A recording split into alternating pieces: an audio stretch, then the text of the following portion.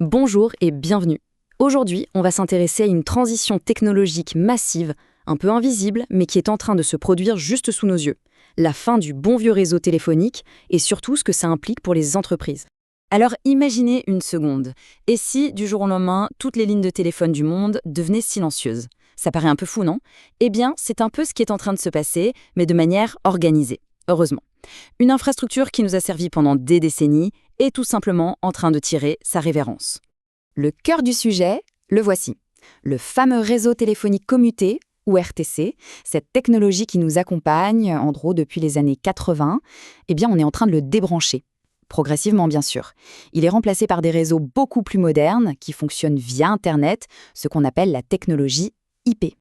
Allez, on plonge dans le sujet. On va d'abord essayer de comprendre l'ampleur du changement. Et comme on va le voir, ça va bien au-delà du simple téléphone fixe. Regardez bien ce tableau. C'est vraiment la partie immergée de l'iceberg. On ne parle pas juste de pouvoir passer un coup de fil, non. Pensez à tous les terminaux de paiement par carte, au système d'alarme qui veille sur nos bâtiments, c'est critique, les boutons d'appel d'urgence dans les ascenseurs, la télérelève des compteurs, et même les fax, oui, ça existe encore, sans parler de certains automates industriels. Tout ce petit monde, souvent invisible, repose sur ce bon vieux réseau RTC. Passons maintenant à l'acteur principal de notre histoire, en tout cas dans le monde de l'entreprise, le système PABX. C'est un peu le héros méconnu, la véritable cheville ouvrière des communications professionnelles depuis des décennies. Alors, un PABX, qu'est-ce que c'est que cette bête-là? En fait, c'est assez simple. C'est comme si une entreprise avait son propre mini-centrale téléphonique privée. Imaginez un standardiste, mais entièrement automatisé, qui gère absolument tous les appels, ceux qui restent à l'intérieur et ceux qui vont vers l'extérieur. C'est lui qui gère les numéros de poste, les renvois d'appels, tout ça. Le PABX, c'est vraiment le carrefour, le hub central de toutes les communications de l'entreprise.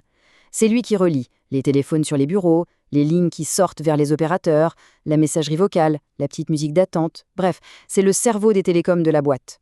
Et ce qui est fascinant, c'est de voir son évolution. On parle de 5 grandes générations. Dans les années 60, c'était de l'électromécanique, très basique. Années 60, l'électronique arrive, on peut faire des conférences téléphoniques, c'est la classe. Années 80, c'est la révolution numérique, on commence à mélanger la voix et les données. Dans les années 90, ça devient un vrai hub qui fait plein de choses. Et depuis les années 2000, c'est l'intégration totale avec l'informatique et la fameuse voix sur IP. Et c'est là que les choses se compliquent. On arrive au cœur du conflit. La rencontre, ou plutôt la collision, entre le bon vieux monde, fiable du PABX, et le nouvel univers d'Internet, qui vient tout bousculer. Pour bien piger le problème, il faut comprendre une différence technique fondamentale. Le RTC, l'ancien système, fonctionne par commutation de circuit. Imaginez que pour votre appel, on vous construit une autoroute privée, rien que pour vous, du début à la fin. La voix sur IP, ou VoIP, c'est de la commutation de paquets. Là, c'est une autre histoire. C'est comme si on découpait votre conversation en des milliers de petites enveloppes, qu'on les envoyait par la poste et qu'on les réassemblait à l'arrivée. Ce schéma illustre bien le voyage un peu complexe d'un signal vocal en VoIP. Et vous vous en doutez, c'est pendant ce trajet numérique que les ennuis commencent pour les équipements plus anciens. Décomposons un peu ce processus. D'abord, on numérise la voix. Ensuite, et c'est une étape cruciale, on la compresse pour qu'elle prenne moins de place. Et c'est le premier piège.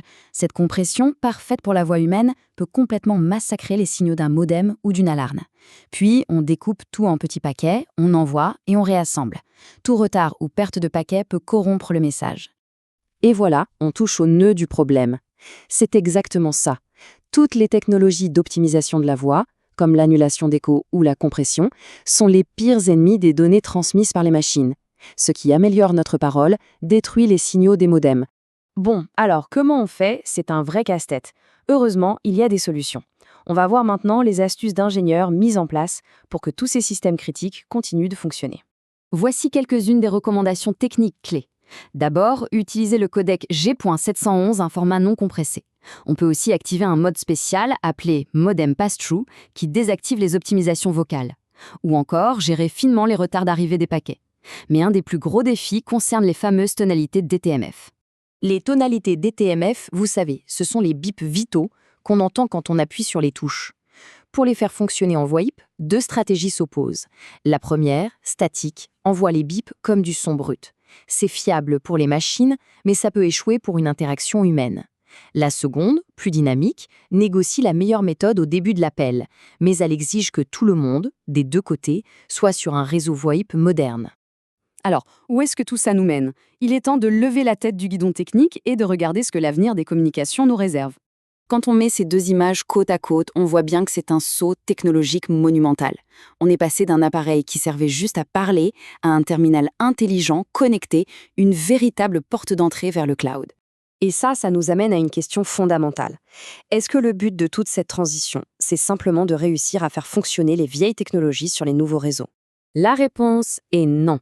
Bien sûr, ces solutions de contournement sont critiques aujourd'hui, mais la vraie solution à long terme, c'est de créer une nouvelle génération d'appareils, conçus dès le départ pour le monde de l'IP. Finalement, on se rend compte que le véritable enjeu n'est pas purement technique. Il s'agit de repenser notre manière de nous connecter. Cette transition un peu forcée est peut-être l'opportunité de créer des services plus intelligents, plus intégrés et plus puissants que jamais.